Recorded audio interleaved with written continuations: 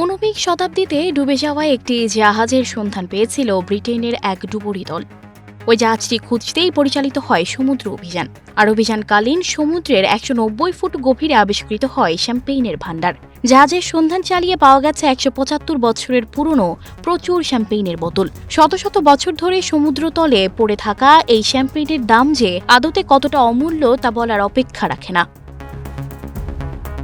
গত ১১ জুলাই বাল্টিক সাগরে অবস্থিত ওল্যান্ড দ্বীপের দক্ষিণ থেকে প্রায় ৯০ নটিক্যাল মাইল দূরে ডুব দিয়েছিলেন দুই ডুবুরি। প্রায় ২ ঘণ্টা ধরে সেখানে অনুসন্ধান চালাচ্ছিলেন তারা। সেখানেই তাদের নজরে পড়ে একটি ডুবন্ত জাহাজ। একটি ডাইভিং গ্রুপের সদস্য ছিলেন এই দুইজন।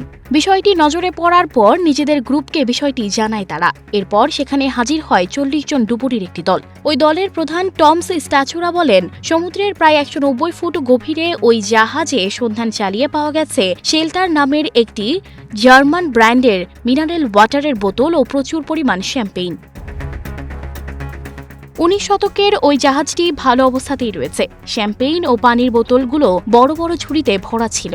আরও অবাক করার মতো বিষয় হলো, জাহাজ থেকে পাওয়া গেছে মাটির তৈরি কারুকাজ করা প্রচুর বাসনপত্র।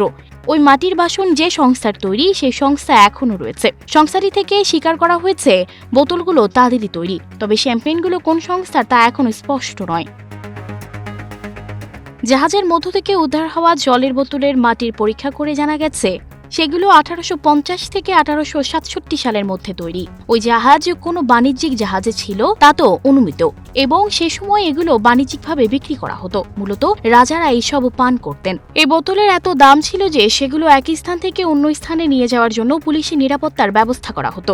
তবে জাহাজে যা মালপত্র রয়েছে তা উদ্ধার করতে ১ বছর লেগে যেতে পারে।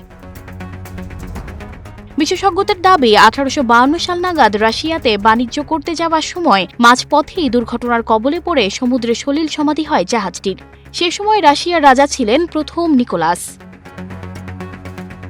সানজিদা রহমান, প্রবাস খবর।